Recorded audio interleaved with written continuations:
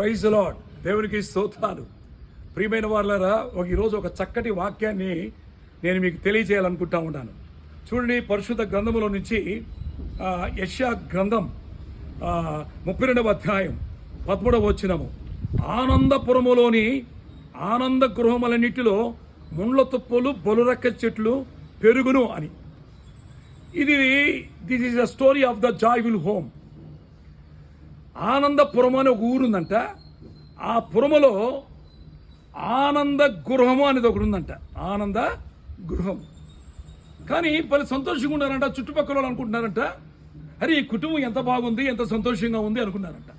కొంతకాలానికి ఆ కుటుంబంలో ఆనందం పోయి దుఃఖం మలుకుందంట. ఏడుస్తున్నారంట. ఎందుకు ఏడుస్తున్నారంట? అక్కడ రాసిన మాట, ముళ్ళ చెట్లు బలురెక్క చెట్లు ఆ ఇంట్లోకి వచ్చేసాయంట. అడుగు తీస్తే అడుగు పెడితే అమ్మా అబ్బా అని గుచ్చుకుంటా ఉన్నాయి. ఆనందపురములో ఆనంద గృహములో ముళ్ళ చెట్లు ఎట్లా వచ్చాయి? ఎవరు చేశారు ఆ పని?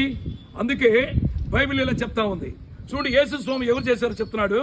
మత్తయి సువార్త 13వ అధ్యాయము 28వ వచనము. ఇది శత్రువు చేసిన పని అని చెప్పాడు. శత్రువు అట. ఎవరా శత్రువు? సాతానుడు, సైతానుడు. ఎందుకు చేశాడు? ఎప్పుడు చేశాడు? సైతాన్ వచ్చి ముళ్ళ పొదలు మరి బలురెక్క చెట్టు ఇంట్లో చల్లిపోతుంటే ఇంటికి వెళ్ళే వాళ్ళు ఏం చేస్తున్నారు? చూడండి ఏం చేస్తున్నారు. మరి ఈ 13వ అధ్యాయం 20వ వచనము. వారు నిద్రించుచుండగా అతని శత్రువు వచ్చి విత్తిపోయాను. నిద్రపోతున్నారంట వాళ్ళు.